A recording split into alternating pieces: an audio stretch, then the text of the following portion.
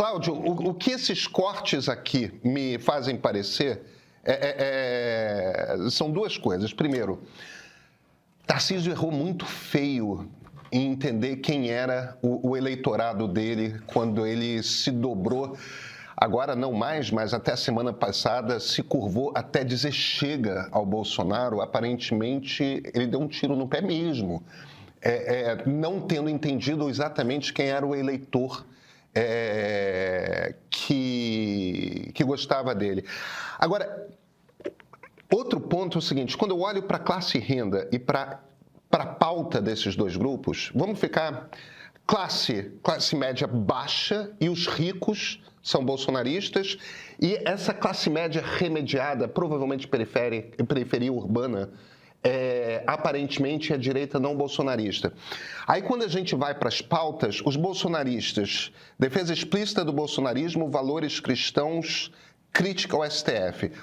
A direita não bolsonarista, segurança pública, impostos, gestão sem escândalo e para com esse papo de anistia. Me parece a diferença entre conservador e reacionário.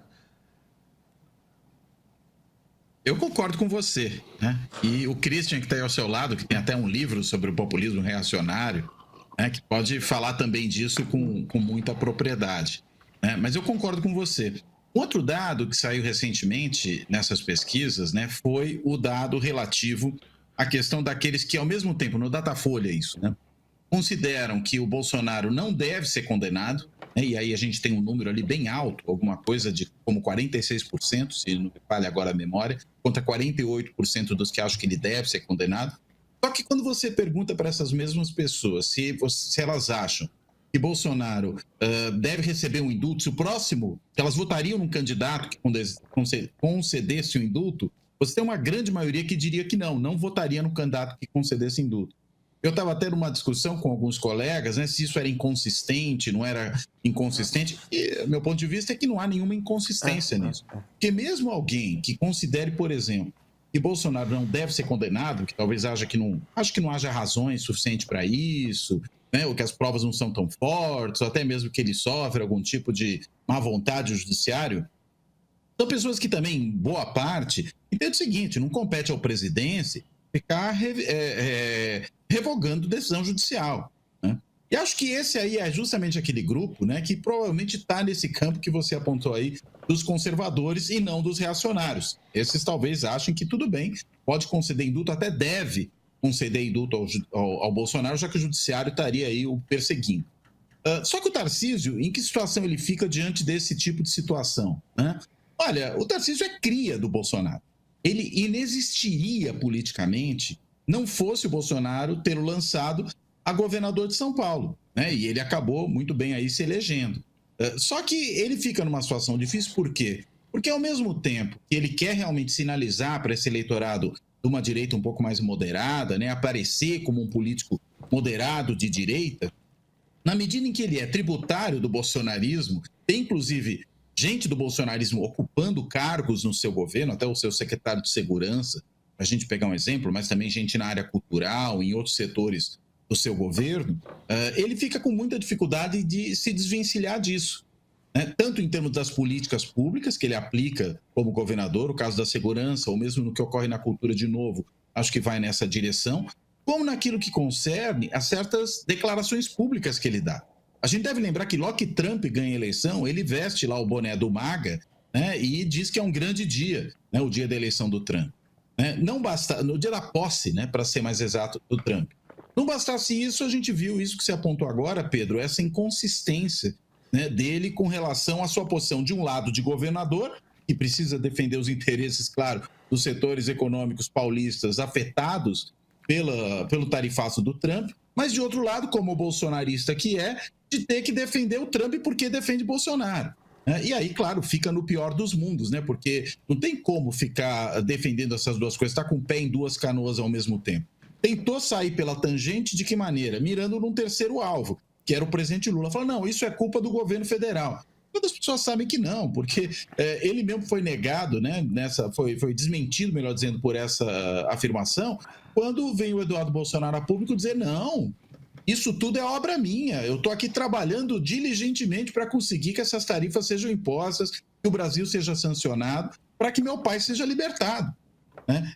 E aí acusando o Tarcísio de traidor. Então você vê que situação confusa essa na qual ele fica. E alguns outros que também tentam ocupar esse espaço, caso do governador Zema de Minas, caso do governador Caiado de Goiás, e em alguma medida também do Ratinho Júnior do Paraná, todos também ficam aí nessa situação complicada. O Ratinho meio que submergiu, tentou evitar muito alinhamento, embora tenha estado em palanques do Bolsonaro na Paulista em momentos anteriores, né? Defendendo a anistia, defendendo que Bolsonaro não deve ser processado pelo STF, mas agora ficou mais quieto, né? Tarcísio se expôs, Zema também em alguma medida, e o Caiado ficou também ali no meio do caminho. Justiça seja feita, eu não estou corrigindo você, mas eu só estou sublinhando porque eu acho que é importante. O fato de que o Ratinho percebeu que era uma baita de uma armadilha apoiar, manifestar qualquer tipo de apoio às tarifas do Trump, eu não acho pequeno quando comparado com o fato de que Tarcísio, Zema e Caiado, em estados pesadamente, o São Paulo um pouco menos, mas ainda assim, estados pesadamente ligados ao agro e, portanto, os estados mais punidos por essas decisões, Cláudio, é muito trabalho atravessar a rua para escorregar numa casca de banana evidente, né, que estava ali, né? Eu só acho importante... Mas tem uma diferença, Pedro. Sim. Não, só uma diferença. Nem Caiado, nem Ratinho são crias de Bolsonaro, né? Caiado tem uma longa trajetória política, né? Já foi candidato a presidente lá em 89, já era deputado, depois senador eleito por Goiás, antes do Bolsonaro ascender à condição de político nacional, né? Só eu diria, Tarcísio, que aí sim, é uma cria, uma invenção de Bolsonaro. Certo. E o Zema, que foi alguém que surfou na onda bolsonarista em 2018, como todo Partido Novo, né? Mas os outros dois, eu acho que ainda tem mais liberdade para se colocar distantes, né? Tarcísio... Ele não tem como mentir qual é o seu pai, né? Eu concordo com você, mas eu acho um espanto que o Ratinho, que é mais jovem do que eu ainda me espanto que pessoas existam que são mais jovens do que eu, mas isso eu já devia ter me acostumado há algumas décadas, mas o Ratinho, que é mais jovem do que eu... Eu estou na mesma situação. Pois é. O Ratinho, que é mais jovem do que eu e governador de estado, ele percebeu que era uma armadilha e o Caiado, que tem influência política, que está no jogo político desde a Constituinte, não percebeu. Isso é inacreditável, Cláudio.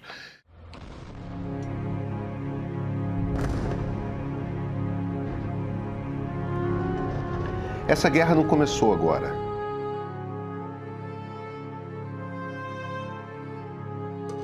Não começou nem em 1948, quando o Estado de Israel foi criado.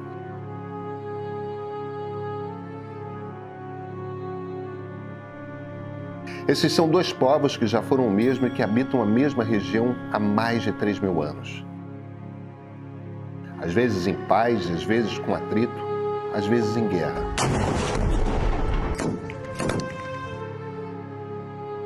A versão atual nós chamamos de conflito Israel-Palestina. Nós não temos conversado sobre esse conflito e precisamos conversar.